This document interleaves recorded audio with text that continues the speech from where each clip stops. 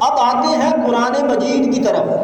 قرآن مجید یاد رکھیں، قرآن مجید میں میرے قائد محترم حضور سیدی شیخ الاسلام نے 100 آیات نکالی ہیں ختم نبوت پر، 100 آیات جس میں ختم نبوت آیا ہے۔ اور آپ فرماتے ہیں کہ میں نے کتب حدیث سے، حدیث کے ذخیرے سے 150 حدیثیں نکالی ہیں جن میں ختم نبوت آیا ہے، اور 100 صحابہ کرام نے وہ حدیثیں بیان کی ہیں جن میں ختم نبوت آیا ہے۔ تو پہلے قرآن کی طرف آتے ہیں۔ اب صحیفوں کی اور وحی کی بات سن لی جس میں اللہ رب العزت نے آقا علیہ السلام کی ختم نبوت کا اعلان کیا۔ اب قرآن مجید اللہ رب العزت نے فرمایا سورۃ النساء آیت نمبر 136 میں اللہ رب العزت نے فرمایا یا ایھا الذین آمنوا، اے ایمان والو۔ اللہ رب العزت نے ایمان والوں سے خطاب کیا، اے ایمان والو آمنوا باللہ ورسولہ، ایمان لاؤ اللہ پر اور اس کے رسول پر، والکتاب الذی نزل علی رسولہ، اور اس کتاب پر ایمان لاؤ جو اس نے اپنے رسول پر اتاری ہے، والکتاب الذی انزل من قبل، اور فرمایا اس کے بعد اللہ رب العزت نے فرمایا کہ صرف ان کتابوں پر ایمان لاؤ جو اس نے قرآن سے پہلے اور اپنے محبوب سے پہلے اتاری ہیں، ان پر ایمان لاؤ۔ اب یہاں ذرا سوچیں کہ اللہ رب العزت کو یہاں مغالطہ نہیں ہو سکتا، معاذ اللہ، اللہ کو مغالطہ نہیں ہو سکتا۔ اگر اللہ کو پتا ہوتا، اگر اللہ کے علم میں ہوتا معاذ اللہ کہ میں نے آقا کے بعد بھی کوئی نبی بھیجنا ہے یا کوئی وحی آنی ہے، تو اللہ رب العزت یہاں اپنے اس حکم میں اس کا ضرور تذکرہ فرماتا۔ مگر میرے اللہ کے علم میں تھا، میرا اللہ جانتا تھا، سمیع البصیر ہے، اسے پتا تھا کہ میں نے اپنے محبوب کے بعد کسی کو دنیا میں نبی بنا کے نہیں بھیجنا اور نہ کوئی وحی آنی ہے، اس لیے اللہ رب العزت نے اتنا ہی حکم دیا، اے ایمان والو ایمان لاؤ اللہ پر اور اس کے رسول پر اور ان کتابوں پر جو قرآن سے پہلے اتری ہے۔ بس اتنا اللہ نے ذکر کیا۔ اب دیکھیں آج کے دور میں جو لوگ کسی جھوٹی وحی پر یا کسی جھوٹے، میں نبی کا لفظ ساتھ استعمال نہیں کروں گا اس لیے کہ یہ لفظ نبی کی بھی بے ادبی ہے، کسی جھوٹی وحی پر یا کسی جھوٹے پر آج لوگ جو ایمان لاتے ہیں وہ کیوں لاتے ہیں؟ اب سوال پیدا ہوتا ہے۔ اب یہ قرآن مجید کی آیت ان کے سامنے نہیں ہے، کیا یہ آیت کریمہ قرآن مجید کا حصہ نہیں ہے جس میں اللہ نے فرمایا کہ صرف قرآن پر اور قرآن سے پہلی کتابوں پر ایمان لاؤ؟ انہوں نے یہ آیت نہیں پڑھی ہے، لیکن اس میں بات کیا ہے، راز کیا ہے؟ راز یہ ہے کہ اللہ رب العزت نے یہاں خطاب صرف ایمان والوں سے کیا ہے، ایمان والوں سے فرمایا ہے کہ تم قرآن اور قرآن سے جو قرآن سے پہلے کتابیں اتری ہیں ان پر ایمان لاؤ۔ تو جو بعد میں ایمان لاتے ہیں کسی جھوٹی وحی پر، وہ اصل میں قرآن کے منکر ہے، اللہ نے ان کی طرف خطاب ہی نہیں کیا۔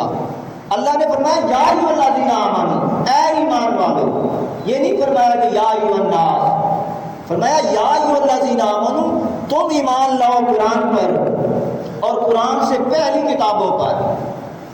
اب اللہ رب العزت نے ایمان والوں کو پابند کر دیا، ایمان والوں کو پابند کر دیا کس بات پر؟ کہ صرف قرآن اور قرآن سے پہلی جو کتابیں اور وحی اتری ہیں ان پر ایمان لاؤ۔ اور اب بچ گئے وہ کافر جو کسی دوسری وحی پر ایمان لاتے ہیں، اللہ نے ان سے خطاب ہی نہیں کیا اور نہ ہی اپنے حکم میں انہیں شامل کیا ہے۔ اسی طرح پھر قرآن مجید کی دوسری آیت جو میں نے تلاوت کی، اللہ رب العزت نے ارشاد فرمایا وَإِذْ أَخَذَ اللَّهُ مِيثَاقَ النَّبِيِّينَ لَمَا آتَيْتُكُم مِّن كِتَابٍ وَحِكْمَةٍ ثُمَّ جَاءَكُمْ رَسُولٌ مُصَدِّقٌ لِّمَا مَعَكُمْ لِتُؤْمِنُنَّ بِهِ وَلَتَنصُرُنَّهُ، فرمایا کہ اے میرے محبوب یاد کرو وہ وقت، اے میرے محبوب یاد کرو وہ وقت، وہ لمحہ، وہ گھڑی اور وہ مجلس اور وہ کانفرنس جب اللہ نے سب انبیاء کو جمع کر کے ان سے ایک عہد لیا اے میرے محبوب یاد کرو وہ وقت اور وہ کانفرنس، وہ جلسہ جس میں اللہ نے سارے انبیاء کو جمع کیا اور ان سے عہد لیا۔ اور یاد رکھیں کہ یہ عہد توحید نہیں تھا، یہ عہد توحید نہیں تھا، یہ عہد ختم نبوت مصطفیٰ تھا۔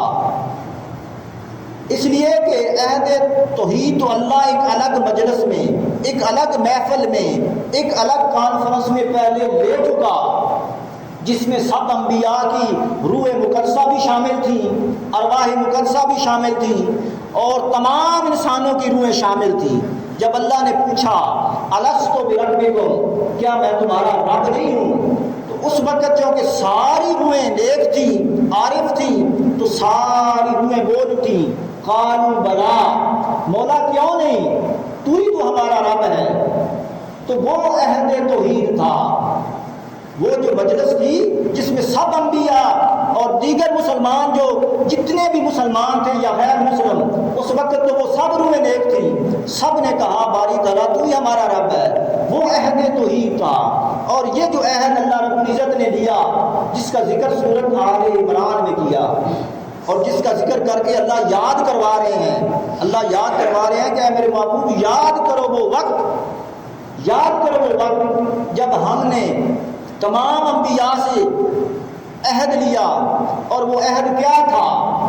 وہ عہد یہ تھا کہ لما آتیتکم من کتاب و حکمہ، میں تمہیں کتاب دوں گا، حکمت دوں گا، وحی دوں گا، اور تم وہ کتاب اور حکمت اور میرا حکم لے کر دنیا میں جاؤ گے۔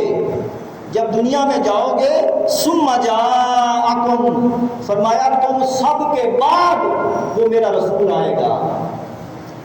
اللہ نے فرمایا کہ تم سب کے بعد وہ آئے گا میرا رسول، مصدق لما معاکم لتؤمنن، فرمایا کہ جو کچھ تم اپنے ساتھ لا چکے ہوگے، جو کچھ اپنے ساتھ لا چکے ہوگے، حکم، احکام، شریعت، دین، وہ ان سب کی تصدیق فرمائے گا وہ میرا محبوب۔ اس لیے مجھ سے وعدہ کرو، مجھ سے عہد کرو کہ اس میرے مصطفیٰ پر ایمان بھی لاؤ گے اور اس کے دین کی مدد بھی کرو گے۔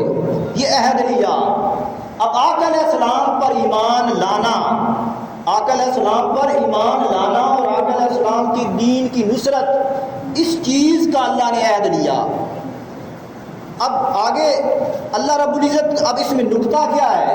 نکتہ یہ ہے ختم نبوت کے حوالے سے جتنے انبیاء اس ارواح انبیاء میں شامل تھے، اللہ نے فرمایا کہ تم سب کے بعد میں آئے گا، تم سب کے بعد وہ آئے گا وہ میرا محبوب۔ تو جو لوگ آج ختم نبوت کے بعد، آقا علیہ السلام کی نبوت کے بعد کوئی دعویٰ کرتا ہے نبوت کا، تو وہ خود ہی کہہ رہا ہے کہ میں اس عہد میں شامل نہیں تھا، وہ خود ہی کہہ رہا ہے۔ اس لیے کہ قرآن مجید کی یہ آیت ہمیں بتا رہی ہے کہ وہ نبیوں کے بعد آئے گا، تو جو بعد میں آ کے اعلان کرے، جھوٹا اعلان کرے، تو وہ خود ہی بتا رہا ہے کہ میں اس عہد میں شامل نہیں تھا، کیونکہ اس عہد میں تو وہ سب انبیاء تھے اور سب انبیاء سے فرمایا کہ تم سب کے بعد آئے گا۔ تو اس آیت کریمہ نے یہ بات ثابت کر دی کہ آقا علیہ السلام کے بعد کسی بھی نبی کے آنے کی کوئی گنجائش نہیں رہتی، اور یہ خود عہد الہی کے خلاف ہے، خود جو اللہ نے عہد لیا اس کے خلاف ہے۔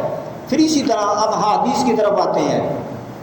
اب یہ تھا مضمون قرآن مجید میں نے کہا کہ 100 آیات ہیں جن میں ختم نبوت آیا ہے، 100 آیات، میں نے صرف 2 پڑھی کیونکہ وقت اتنی بندہ پڑھ ہی نہیں سکتا، اتنا بڑا طویل موضوع ہے ختم نبوت۔ 100 آیات کا اگر مطالعہ کیا جائے تو ایک بڑی کانفرنس کی ضرورت ہے اور کئی نشستوں کی ضرورت ہے۔ اب احادیث کی طرف آتے ہیں۔ 150 احادیث ہیں جن میں ختم نبوت آیا ہے۔ اب پہلی حدیث